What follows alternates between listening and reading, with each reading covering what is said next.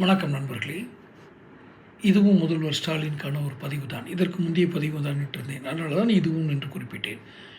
பொது இடங்களில், உங்கள் பொது நிகழ்வுகளில், அரசு விழாக்களில் உங்கள் மகன் உதயநிதி ஸ்டாலினை யாராவது அளவு கடந்து புகழ்ந்தால் நீங்கள் அதை அடையாளம் காண இயலாமல் அதிக மயக்கத்துக்கு சென்று விடுகிறீர்கள்.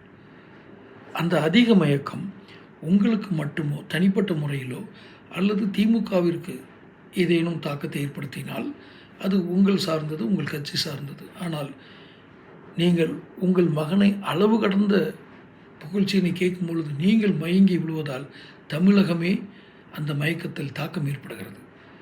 உங்கள் மகனை குறித்து அதிகம் புகழ்பவர்களை அல்லது வரம்பு மீறி புகழ்பவர்களை சற்று எச்சரிக்கையாக நோக்குங்கள். உங்களுக்கு நான் பாடம் எடுக்க வேண்டிய அவசியம் இருக்காது. 75 வருடம் அந்த கட்சி ஆரம்பித்து 75 வருடம், உங்களுக்கும் 70க்கு மேல் வயதாகிறது. நீங்கள் இது போன்ற வெற்று புகழ்ச்சிகளுக்கு மயங்க மாட்டீர்கள் என்று நம்புகிறேன். இருப்பினும் ஒரு வாக்காளனாக, இந்த தமிழ்நாட்டின் ஒரு குடிமகனாக உங்களுக்கு இதை தெரியப்படுத்துவதில் என் கடமை. மிகுந்த எச்சரிக்கையாக இருங்கள். உங்கள் மகன் உதயநிதி ஸ்டாலினை ஒருவர் புகழ்ந்தால் எச்சரிக்கையோடு அவர்களை பாருங்கள்.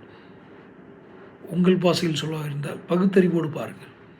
அப்பொழுதுதான் உங்களுக்கு உண்மை புரியும், அவர்களுடைய குற்றம் புரியும், அந்த புகழ்ந்து சொல்லுடைய குற்றம் புரியும்.